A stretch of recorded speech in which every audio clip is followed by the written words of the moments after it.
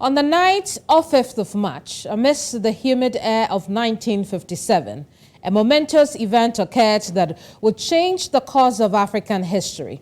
Standing before a crowd of thousands at the Old Polo grounds in Accra, Kwame Nkrumah announced the independence of Ghana to a thunderous applause and cheers. The premier president, then prime minister, told the crowd, and I quote, "At long last, Ghana, your beloved country, is free forever." This landmark declaration marks the end of many years of British colonial rule and made Ghana the first sub-Saharan African nation to gain independence. And it was no coincidence that Nkrumah, in his wisdom, described that moment as the gateway to freedom through which other African countries must walk. Indeed, Ghana's independence kick-started a wave of independence movements across Africa and solidified Ghana's place in the annals of African history. It is also worthy of note that Osagyefo Nkrumah envisaged that the road to recovery wasn't going to be hunky-dory and rallied the Ghanaian people to work towards it. In his speeches on the eve and on the day of independence, he appealed to citizens to be determined and triumph over adversities in order to build a prosperous nation. So happy independence to Ghana. But here's a question for you. Where is Ghana on that journey to build prosperity 66 years after the famous speeches? That's why we are gathered on the square today. I am Kemini Amanor. Joining our gathering are Professor Baffour Agyeman-Duah. He's a former UN Senior Governance Advisor. He's based in Accra-Ghana. We also have Mawuli Dake. He's a Pan-Africanist and CEO of African Group Consults based in northern Ghana. And we have a former honorable member of Ghana's parliament who was also head of the National Youth Authority of Ghana, Ras Mubarak. He's joining us from Accra, Ghana. Gentlemen, you're welcome to the square. Thank you. Thank you very much, indeed, community. Indeed. I want us to start off on a reflective note. But first, happy independence to us. Because on this very rare note, I am also Ghanaian and I'm discussing the Independence Day of Ghana. So happy Independence Day to us. Thank you. Happy Independence. Indeed. Now, we rarely look back at that very moment when independence was announced in Ghana. So I want us to do that and kickstart our conversation with it. I'll start off with you, Prof. When you look back on the day of independence, how significant were those speeches Dr. Kwame Nkrumah made on the eve and on the day, then and now? How significant would you say those speeches were? Oh, those speeches were truly significant. I mean, that's when Ghana became the first black country south of the Sahara. So it was really an African celebration, not just a celebration. And I think Nkrumah hit it right when he said that even our independence at the time will be meaningless unless it is later the liberation of the country of Africa. Truly, Ghana then became a champion of that liberation struggle. Nkrumah did up until the very last moment when he was taken out by the soldiers. So the significance of our independence, certainly, it begins the history of modern day Ghana. So we cannot belittle that event at all. Nkrumah was very right in all the beautiful statements that he made that evening. Very well. And then I come to you, Mawuli. That speech was significant, as Doc has said, but the journey to that speech was not an easy one. What have we learned about the process to independence? Thank you, and glad to join you this afternoon. And even hearing you say those words, at long last, the battle has ended, and Ghana, your beloved country, is free forever. 66 years ago, but every time I read those words or hear those words, it brings smiles to my face, which is immediately replaced by the pain from our reality today. The importance of that speech, regardless of what we we feel a seat today, I think that the importance of that momentous day can never be diminished. It remains the standard that we must aspire to. It is a dream deferred, but it's a dream that we must keep working towards. So yes, our forefathers may be heartbroken at our predicament and reality today, but we must also recognize that they paid a price to attain that political independence for us. And Kwame Nkrumah was very clear in his independence speech and throughout his leadership about making that point clear, that it wasn't going to be an easy journey or something that we could achieve overnight. And he gave us several warnings to guard against, for instance, the kind of leaders that we have today that are so quick to sell us out, to guard against selfishness, to guard against values that will drag us back. And it is sad that we have not made them proud, but as a Pan-Africanist, I strongly believe that we have a responsibility and it is possible for us to get there. Very well.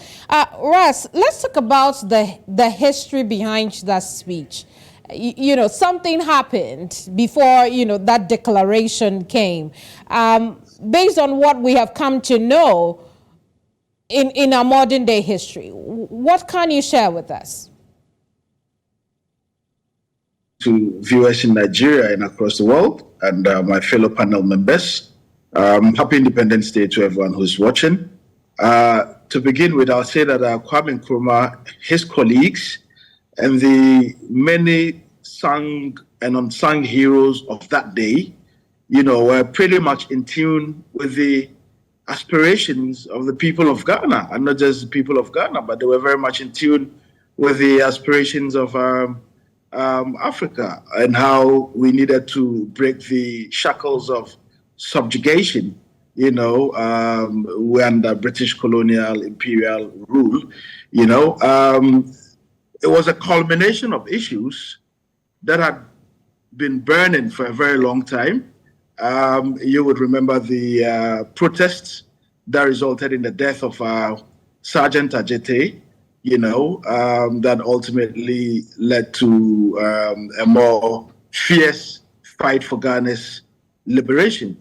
Under British colonial rule, a lot of things were amiss. You know, we were treated as second-class citizens in our own country. And people like Kwame Nkrumah, his colleagues, and the many, many Ghanaians, known and unknown, could just not deal with that. I mean, no one wants to live under subjugation, you know. So it was these events that ultimately resulted in Ghana having its independence on the 6th of March 1957. It wasn't just a day for Ghana, but it was a day for the entire African continent, and indeed people of the world who were living in one form of under one form of imperialism or the other.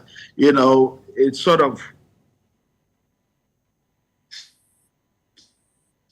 Well, I think we've lost Ras. Ultimately, to many countries. Right. I can hear you clearly. We did lose you for a bit, and so let me break the silence with a question. And again to you, Ras. When you look back 66 years from when that famous speech was made, if Osagyefo was still around, will he be proud of Ghana? Osagyefo currently, if you can see us, certainly standing in his grave, you know, looking at how the vision of getting Ghana to be a strong nation, of getting Ghana to be an equal on the international stage, of equal opportunity for all Ghanaians, have all, you know, dissipated and disappeared. You know, he had very, very big plans for our country, and certainly there's been huge disappointment. Don't forget, it was military adventurism that derailed the march towards not just political independence, but economic independence. You know, sadly, 66 years on, we still go about begging Our people still can't get the basic needs. You know, there's still massive youth unemployment in our country.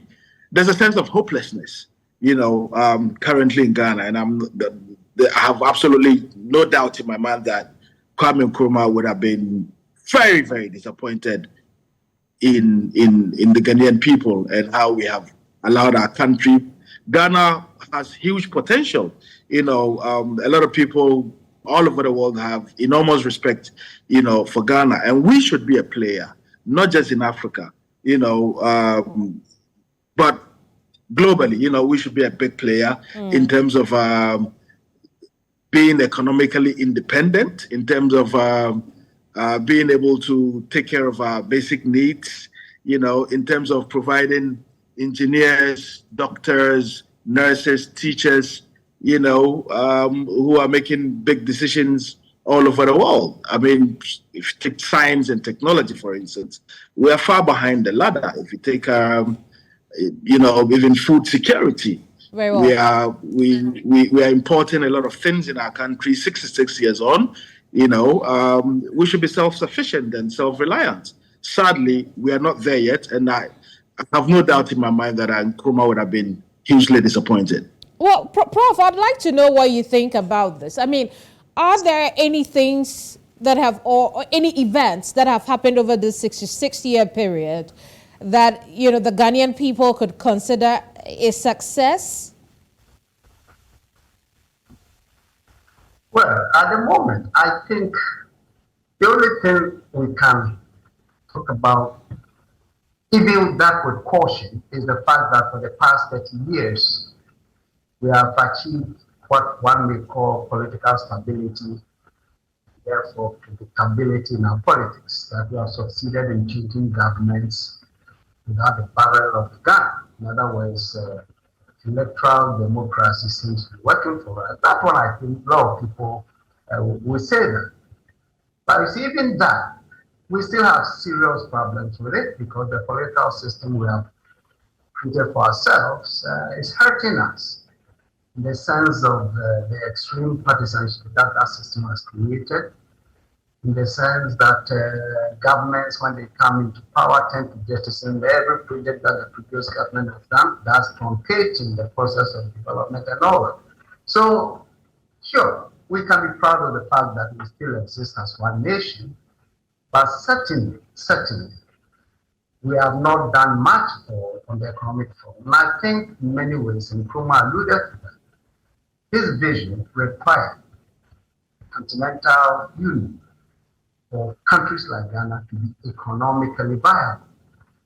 So his whole philosophy of neocolonialism was simply to say that, look, when you get your political independence and you don't proceed with your economic independence, then you're going to land yourself in a neocolonial kind of a state.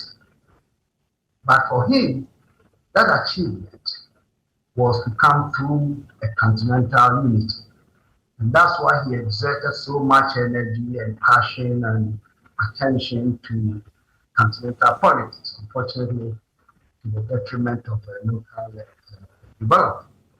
So we find ourselves still economically as an appendage to global economy. And I think this is a phenomenon not unique to Ghana. Almost all African countries are facing the same thing. So that presents for me the greatest challenge of our time. And we need to really work to break that link, to begin to develop indigenous, build our own indigenous economy in linkage with the rest of African countries. I don't know how far AFTA, which I just recently reformed the African free trade system that we are trying to create. Maybe that's a process that can lead to that. Of course, it's going to be a very painful and long process because, as you know, African governments, the Council of Leadership we have, they may sign on to all kinds of initiatives, but when it comes to implementation, they fall short. So the point here is that, yes, we can be proud of the fact that we still have our country intact, despite our diversities.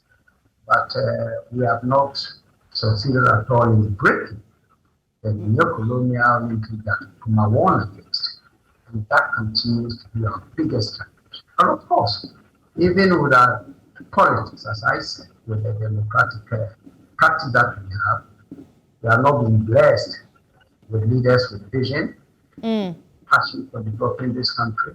Very well. That has been made complex by the kind of political system, democratic system, so to speak, that we have had, all complicating the system that we have. So our problem is as complex as perhaps as we began. Problem of leadership, problem of development, external domination, still going back to the IMF. All these are issues that have really. Very well. So I want to come to you, Mawuli, now. Mawuli, you mentioned earlier in your very first submission that you do not think that Ghana's premier president will be proud of how far we have come yet. At what point do you think that the nation Ghana began to deviate from what was supposed to be its vision for recovery and even impact on the rest of the continent? Yes, I think that it started way too early. Obviously, Nkrumah represented something that threatened the interest of those who benefited from our dependence and colonial status. So after independence, there were powerful forces united against Nkrumah and what he stood for.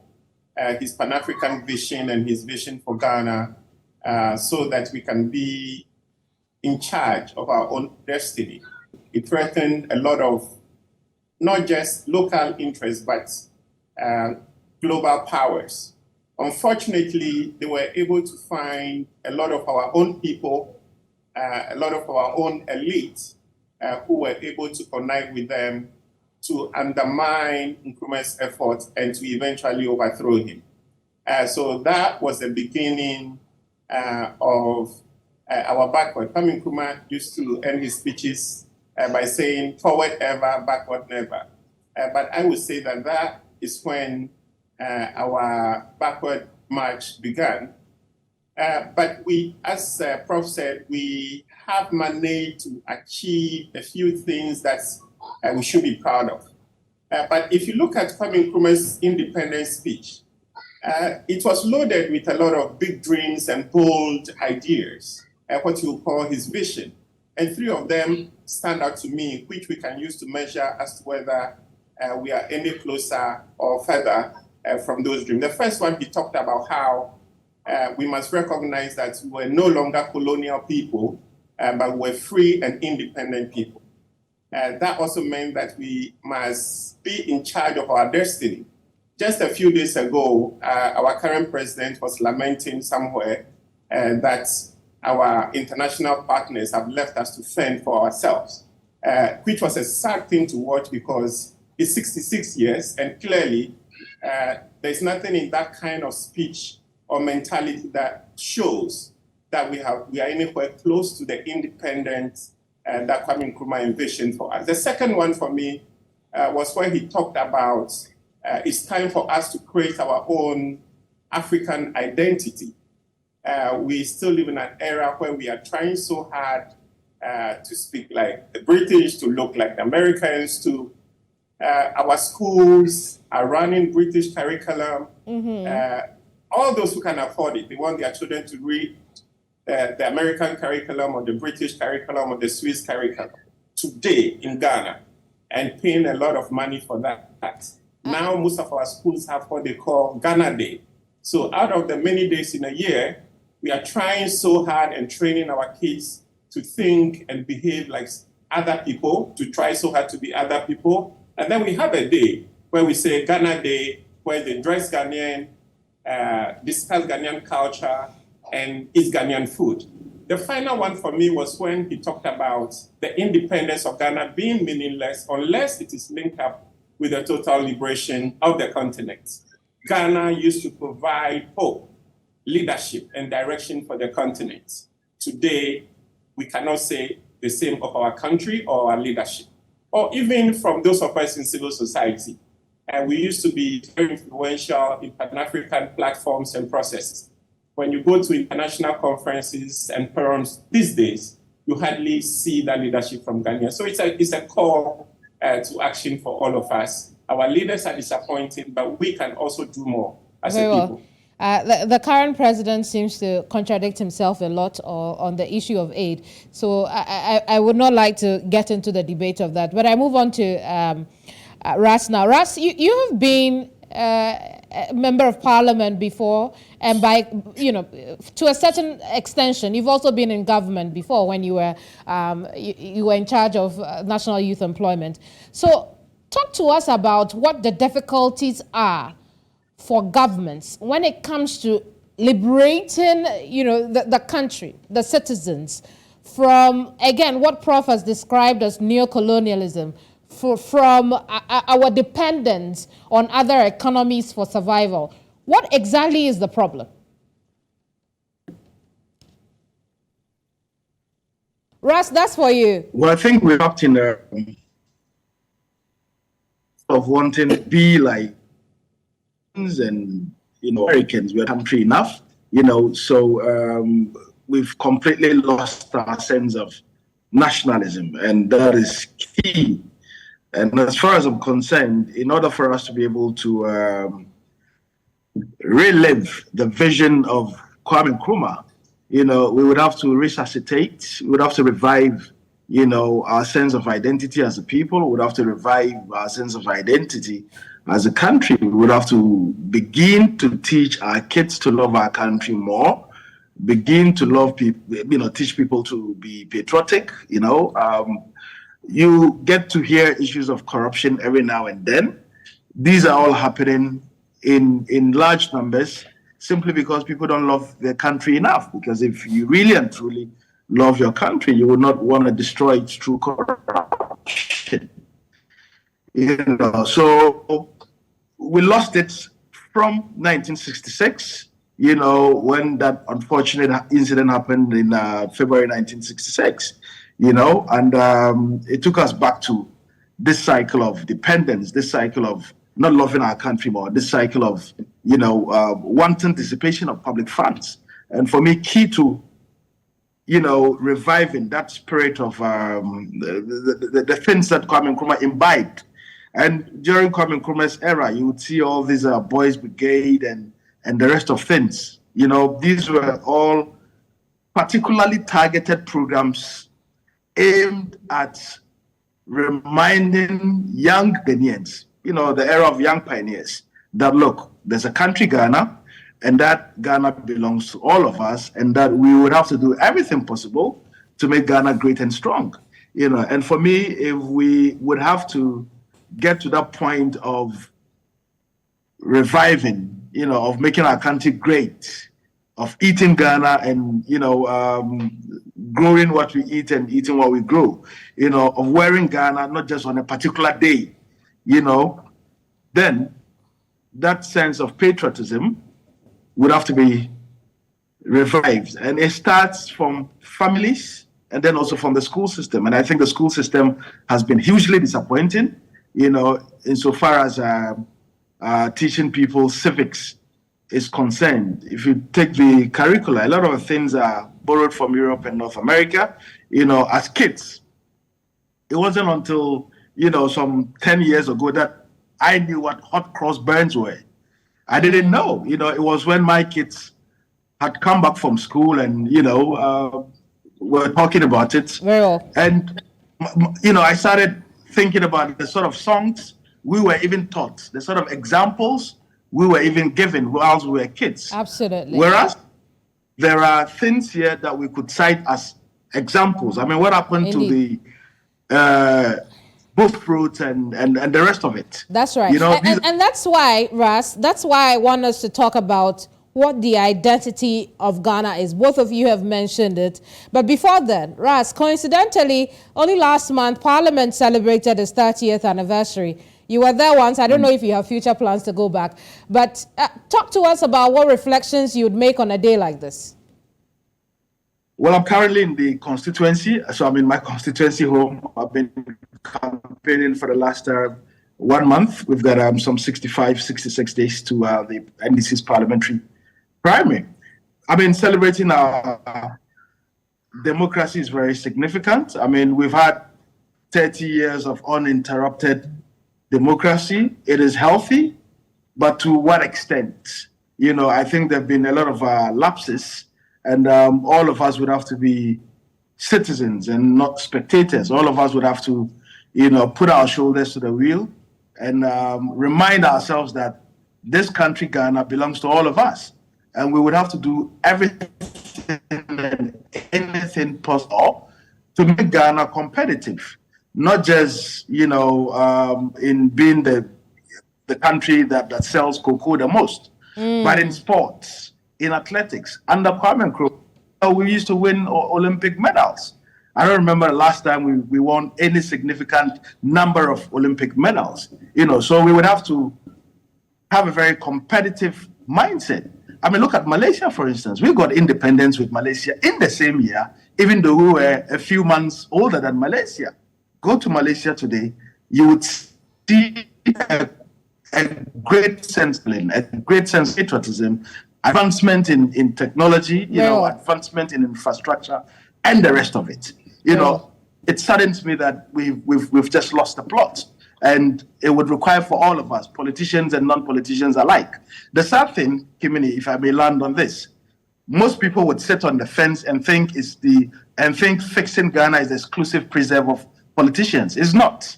It's a preserve of the drivers, of the nurses, of the doctors, of the men and women in uniform, of the professors, and everyone else who is a Ghanaian, you know, to help put their shoulders to the wheel and get us there. And until we all have a sense of responsibility, not just the politicians, but all of us having a great sense of responsibility, we will still come back a few years. Indeed. We will talk about that citizen participation as well, perhaps in the last few minutes of the program today. But Prof, welcome back to the discussion. And you are just in time to talk about the identity of Ghana. All three of you have, alluded to the fact that Ghana needs to have its own identity. And we see that also in the theme for this year's celebration. It says our unity, our strength, and our purpose. But my question, which I haven't had answer to for so many years now, is what is the identity of Ghana? Prof, you want to start on that for us? Interesting, very important and difficult question. There are so many countries, if you mention them, certain images come to your mind. From the beginning of our independence, 1957 up, it was easy for Ghanaian to say, I'm a Ghanaian because ABCD. As you know, Nkrumah, through Young Pioneer and other kinds of myths, was able to inculcate into the minds of us that, and I was a young pioneer as a little boy when I was in the elementary school. We got the idea that the notion of African personality was important for us. So our self-pride, every Ghanaian felt proud even to go abroad and be mocked because we're from Ghana and all. So that issue was there. But you see, what underlies identity, generally speaking, is what we call values of society. If you ask me today, what are the core values of Ghana or Ghanaians, I'll be hard-pressed to give you any specific answer. Because so many things have messed us up. The original idea of the African personality, being an African and therefore you have to be the black star, all these kind of the symbols that Nkrumah created, gave us that kind of identity. Okay? But unfortunately, over the years, we seem to have lost it. Today, as I speak, I'm not sure how to define the Ghanaian identity. Unfortunately, if you look at our politics today, the kind of democratic practice that we have, and here I'm sure my friends in politics may totally disagree with me, I think our politics seems to be given a certain new set of values, which are not very good. I mean, if democracy to elect your representative means that your representative has to come and give you money before you vote for him or her. That's the value. We are placing greater value on money rather than the whole notion of representation. And this translates across board in our country. Again, if you look at the way the religion has been twisted around over the past decades in Ghana, again, I don't know what kind of value we are getting from our religious so-called men of God and all. It's messing up our value system. And we can go on. In fact, ordinary Ghanaians, now I like what Mr. Mubarak said earlier, talking about citizenship. That's something he said we address later. But the fact is that many Ghanaians have developed a dependency syndrome because of the way our governance is structured. So it's not only the Ghana government, any government in power, that tends to still rely on the external dole-outs. Even in Ghana, people look up to the central government or other people for things that they themselves can do. So that, again, self-sufficiency, that should be at the bottom of our progress. It's non-existent. So if you ask me, what is the Ghanaian attitude? I have to be honest with you. I don't know what to say precisely. And that's a very honest position. And so I'll come to you, Mawuli. Where do we begin to ascertain what kinds of questions should we begin to ask to identify who the Ghanaian is in the context of our continent? Where do we start from?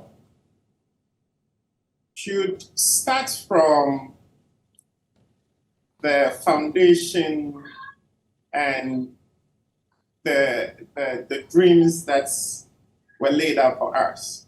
If you look at our national anthem, if you look at our national pledge, it defines for me who a Ghanaian should be.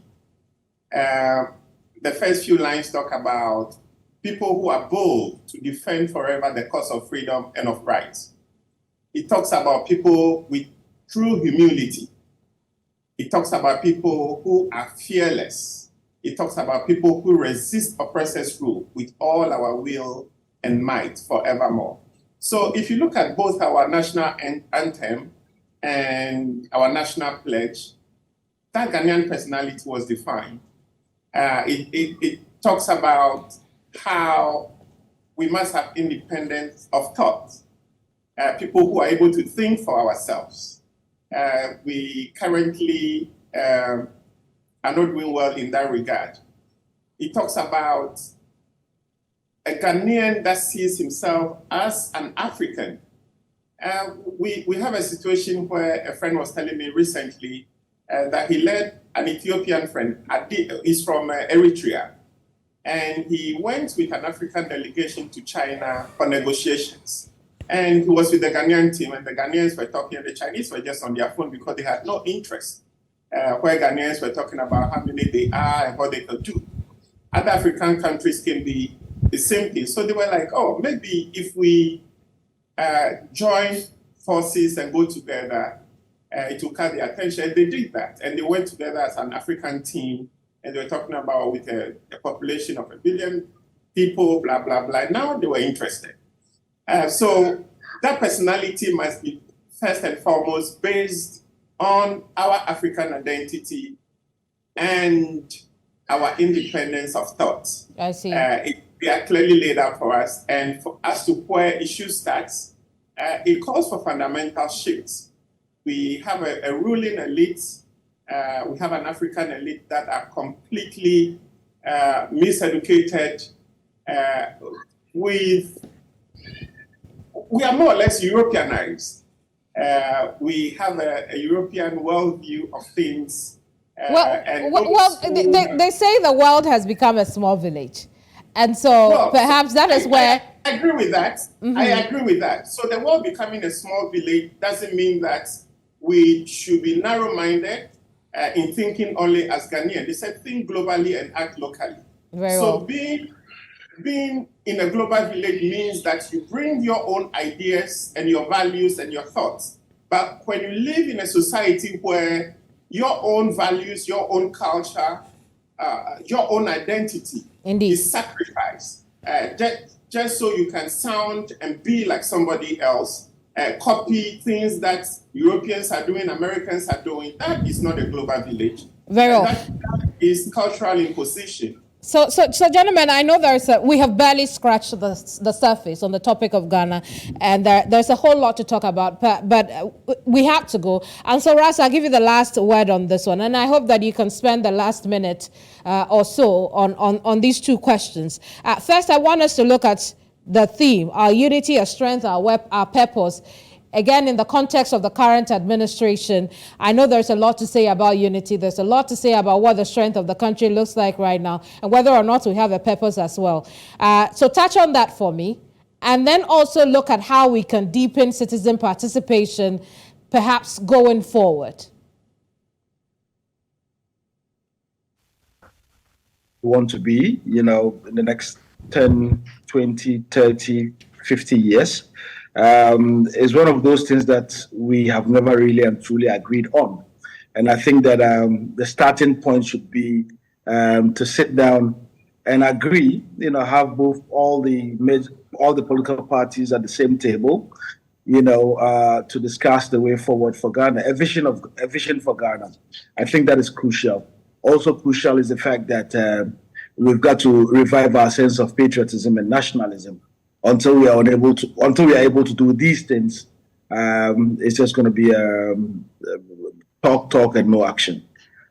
Very well. Gentlemen, thank you so much for joining our conversation today. I am definitely grateful that you could be with us. Again, happy Independence Day to you. Happy Thank you. And Ras, all the best Thank you. in the coming very much primaries. Indeed. Very well. Thank you very much.